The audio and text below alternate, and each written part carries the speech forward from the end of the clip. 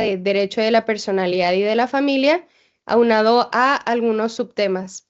Empezando por la personalidad, la cual nos dice que esta misma se quiere significar o referir sobre el ser del individuo, su identidad y su pertenencia a un grupo social, que son notas objeto del estatuto personal. Desgraciadamente, los derechos que acoge la personalidad no han sido lo suficientemente clarificados por la teoría del derecho ni por el derecho positivo mexicano. Los derechos de la personalidad se acogen en el derecho positivo interno y en el convencional internacional, especialmente hablando en la Convención sobre los Derechos de Niño y en varios tratados sobre derechos humanos. El derecho a ser y pertenecer a un grupo social son parte de los derechos humanos fundamentales con los que contamos los seres humanos. Después vamos a hablar sobre el tema de la caracterización, donde se nos menciona que Gierk fue uno de los autores o fue el primer autor que por primera vez abordó el tema como categoría especial, el derecho del honor, la integridad personal, el nombre, la imagen y hasta la propia voz. Así como también el autor Miaja de la Muela afirma que el desarrollo de estos derechos ha sido escaso o pobre, con excepción a los derechos de autor y al derecho al nombre. Refiriéndonos al ámbito interno mexicano, la realidad es que son pocos los códigos que se refieren a los derechos de la personalidad, aunque estos no clasifican su significado como tal.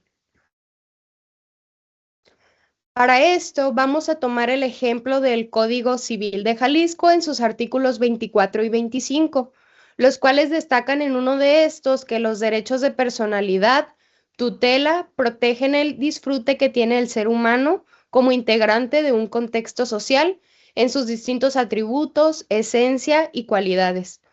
Por su origen y su naturaleza y fin, no tienen más limitaciones que los derechos de terceros, la moral y buena costumbre. Estos deben ser respetados por las autoridades y particulares, estimando entonces que se produce una vulneración a tales derechos cuando se hace una exhibición o produce una vulneración a tales derechos, reproduciendo de la imagen, la voz o ambas de una persona sin su debido consentimiento. Su violación, sea porque produzca daño moral, daño económico o ambos, es una fuente de obligación. Aún así, este artículo no parece aludir al surgimiento de esos derechos como concomitantes al nacimiento o identidad de una persona, por lo cual no se encuentra del todo claro y hay que saber interpretarlo. Siguiendo el ejemplo del Código Jalisciense, este mismo caracteriza estos derechos diciendo que son esenciales, ya que garantizan el desarrollo individual y social. Son personalísimos, puesto que por ellos alcanza su plena individualidad. Son originarios, ya que se dan por el solo nacimiento de la persona. Son innatos, en tanto su existencia no requiere de un reconocimiento jurídico alguno. No tienen contenido patrimonial por cuanto no son sujetos de valoración pecuniaria. Son absolutos porque no es admisible por ningún concepto su disminución ni su confrontación. Son inalienables porque no pueden ser objeto de enajenación. Intransmisibles porque son exclusivos de su titular y se extinguen con la muerte. Son imprescriptibles puesto que no se pierden con el transcurso del tiempo. E son irrenunciables porque ni con la voluntad de su titular basta para privar su aplicabilidad. Es importante mencionar que México carece de una lista de los derechos de personalidad, al igual que muchos otros países. En general, se suele listar el derecho al nombre, al título nobiliario, derechos al propio cuerpo, a la imagen, al honor, a la confidencialidad, al secreto epistolar y a los derechos de autor. Los profesores Calvo Caravaca y Carrascosa González se refieren a distintas tesis centradas en explicar la ley reguladora de los derechos de la personalidad en México, pues nos dicen que la ley personal afirma que se trata de un derecho personalísimo. Las normas imperativas, por su parte, llevan la aplicabilidad de las normas propias. Las tesis mixtas que concilian ambas posturas Y por último, la responsabilidad civil no contractual, acorde con lo cual se trata de derecho sin contenido positivo, pero dan lugar a pago de indemnizaciones por responsabilidad civil no contractual. Enseguida tenemos las reglas uniformes. Las reglas uniformes en derecho internacional privado básicamente son un conjunto de normas jurídicas internacionales que buscan unificar y armonizar las leyes de diferentes países para resolver disputas transfronterizas. O sea, que todos sean parte de una misma y no haya así confusiones. La Convención de la ONU sobre los Derechos del Niño establece que todo niño debe ser inscrito inmediatamente después de su nacimiento y este mismo tendrá derecho desde que nace a un nombre, así como adquirir una nacionalidad. Los estados parte de este convenio se comprometen a respetar derechos como preservar su identidad, tener su propia nacionalidad, su nombre y relaciones familiares. Conforme al convenio mencionado, a la identidad se debe prohijar, inculcándole a los niños el respeto a sus padres, a su propia identidad cultural, a su idioma y sus valores. Los valores nacionales de su país donde viven también forman parte de esto. Donde existan minorías, etnias, religiosas o lingüísticas, no se deberá negar a los niños que pertenezcan a estas mismas. La Convención Americana sobre los Derechos Humanos establece estas reglas uniformes como garantía a toda persona a un nombre propio y a los apellidos de sus padres. Con el nacimiento de un individuo nace el derecho a su personalidad. En el derecho interno mexicano, la declaración de nacimiento se inicia con la presentación del niño al registro civil. Después tenemos el tema del nombre. En México, el nombre se adquiere y convalida con el acta de nacimiento, que no solo se inscribe en el registro civil, sino que también es un supuesto del Estado civil sobre nosotros los mexicanos. De conformidad con el artículo 58 del Código Civil del Distrito Federal, así como en varias entidades federativas de nuestra nación, el acta de nacimiento de cada persona, en el acta de nacimiento de cada persona debe quedar inscrito el día, la hora, el lugar de nacimiento, el sexo del presentador, el nombre y apellido que le correspondan. Desde ese momento la persona adquiere derecho a un nombre, el cual puede ejercer conforme a su ley personal, o sea, su nacionalidad o domicilio. Los apellidos, por su parte, son los que identifican a una persona como parte de una familia en particular. Se trata ahora del nombre de familia. Como ejemplo, tenemos el Código Civil de Tabasco en su artículo 56, el cual dispone de que luego de que se dicte una sentencia constituyendo la paternidad, el hijo tendrá el derecho al uso del apellido correspondiente. Se trata de una consecuencia jurídica normal que no todos los códigos asisten expresamente, aunque así se trate en todo el país. Es un derecho fundamental para los padres darles el nombre que quieran a sus hijos, con la única condición de que no sea ofensivo para el menor. Según la ley mexicana, el extranjero que se naturaliza en México no está obligado a castellanizar su nombre, cambiarlo o traducirlo. Los códigos de algunas entidades federativas permiten el cambio de nombre, como lo son Tabasco, Coahuila, Veracruz, Jalisco, Nuevo León y Puebla. Por consiguiente, vamos a hablar sobre cuál es el permiso que se necesita para el cambio de nombre propio o en su caso de los apellidos, los cuales son si alguien hubiera sido conocido en su vida social o jurídica con nombre propio diferente al que aparece en su acta de nacimiento. Cuando el nombre propio puesto a una persona le cause afrente, sea infamante o lo exponga al ridículo. Cuando la persona tenga su nombre propio o apellido en una lengua diferente al castellano, puede solicitar judicialmente que lo castellanicen, aunque no es obligatorio, simplemente si la persona así lo decide. En los casos de desconocimiento o reconocimiento de la paternidad o maternidad en la adopción. En el caso de la homonimia que le cause perjuicio, se autoriza transformar al primero de los apellidos de simple a compuesto o de compuesto a simple. Cuando en el acta de nacimiento se cometió algún error en la atribución del nombre o de los apellidos, y cuando en el acta de nacimiento deba enmendarse error en la ortografía de los apellidos o en el nombre propio. Solo en estos casos se puede permitir el cambio de nombre o de los apellidos en el país mexicano. También se nos menciona que en México debemos recurrir a la norma general que regule el estado civil de las personas, el propio de cada uno, ya que el nombre es un elemento integrante de la personalidad de los individuos. El nombre está incluido dentro del estado civil en México, donde las leyes de varias entidades federativas lo regulan con base a la ley del domicilio. También es importante mencionar que en México la normatividad aplicable a los problemas de tráfico jurídico internacional referente al nombre de una persona, incluido su apellido o escasez, es inexistente.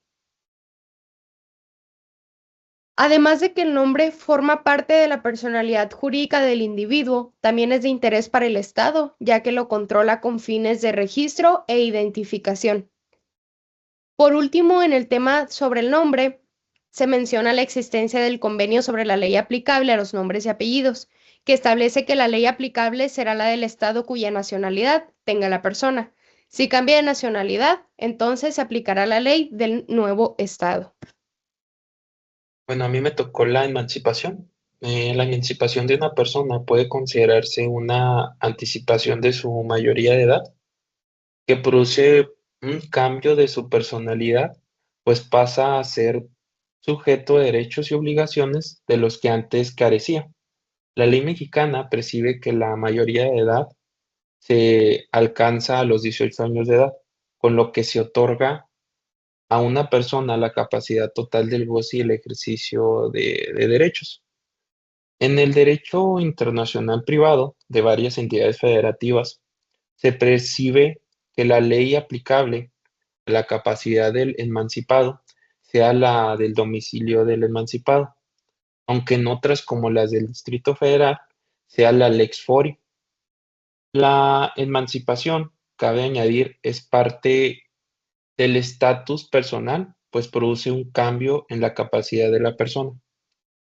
Un ejemplo es que una persona que en el extranjero haya sido emancipado, lugar donde está domiciliada, aun cuando no sea mayor de edad, tendrá capacidad en México, según la ley mexicana que acoge la conexión domiciliar en los términos y condiciones prescritos en la ley del lugar de residencia del emancipado. En otros temas, eh, es el tema de la declaración de ausencia y el fallecimiento. Eh, en este caso, existen, pues, es la existencia de que una persona desaparecida, eh, pues deja sin ningún indicio de su paradero.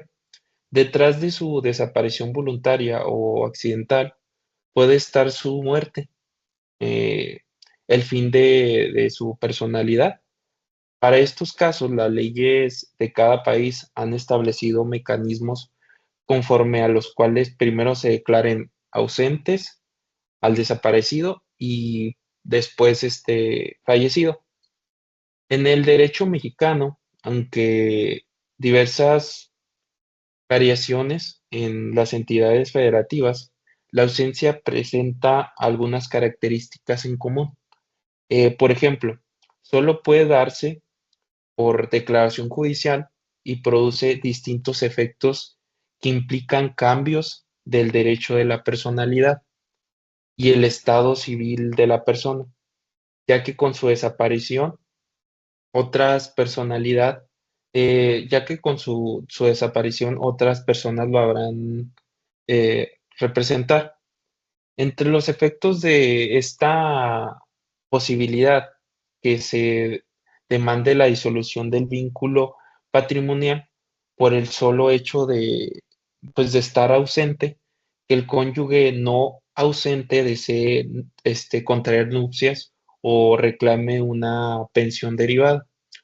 Del seguro del ausente, que es la que le suspenda a la patria potestad o que se suspenda los derechos de la sociedad conyugal o la posibilidad de que se abra la sucesión por causa de muerte. Como tal, como sea, como tal, eh, como tal, respecto a la competencia judicial para reconocer o resolver acerca de una ausencia, nuestras leyes la hacen recaer en el último domicilio del ausente, aunque hayan desaparecido en otro lugar. No obstante, no se trata de una regla competencial exclusiva. Lo hace factible reconocer las decisiones extranjeras. Eh, un ejemplo, eh, y en esta parte, eh, según las leyes españolas y, y mexicanas, podrá declararse la ausencia de una persona cuando se trate de la tripulación o los pasajeros de una nave náufraga. Pero si el desaparecido tenía un domicilio en España, tendría que esperarse 2 años a partir de la desaparición para declarar ausente. Y si reside en el Distrito Federal, bastarían pues, 6 meses. Como se advierte, será la ley reguladora del estado civil de una persona la que sirva para fijar la ley u orden jurídico aplicable en en el caso del ejemplo, eh, el plazo para la declaración de la ausencia, así como los requisitos para declararse. En el caso del fallecimiento, un tribunal mexicano estimó que el fallecimiento no forma parte del estado civil. Pues ha razonado diciendo que la personalidad surge como el nacimiento o término con la muerte. Eh, Como en el estado civil, pues es un tributo de la personalidad. La muerte es una causa extintiva de esta. En consecuencia, no es aplicable la disposición que ordena que el reconocimiento del estado civil adquirió en el extranjero, pues se demuestre mediante su inscripción en el registro civil. Pues esto, pues no es necesario que se registre en México, pues si ya falleció como tal la persona. Eh, para que la ley, pues, rige las consecuencias vinculadas con la persona, eh, en el estado civil, pues se hace una pregunta, la cual, ¿por qué no hacerlo en el caso de la ausencia y el fallecimiento? Pues la persona fallecida ha dejado obligaciones que tienen que resolverse, lo mismo que en los bienes que hereda. Un criterio, pues, un poco formalista que pretende que el fallecimiento es el fin de la personalidad y por lo tanto en su estatus personal no toma en cuenta una realidad, pues las relaciones jurídicas habrán de resolverse conforme una sola ley para que el procedimiento de liquidaciones sean pues más ordenadas. Eh, en otro tema pasaremos a los títulos nobiliarios. Eh, pues como tal, en otros lugares del mundo, los títulos nobiliarios propio de la nobleza o la aristocracia es parte del derecho de la personalidad. Normalmente va pues siguiendo el nombre o los títulos como duque, archiduque, conde, marqués, pues no suelen ser reconocidos en México y pues tampoco, pues como tal están prohibidos. Eh, en la Constitución mexicana establece una norma imperativa. En los Estados Unidos mexicanos no se consideran títulos de nobleza ni prerrogativas y honores hereditarios, ni se darán efecto alguno al otorgados por cualquier otro país.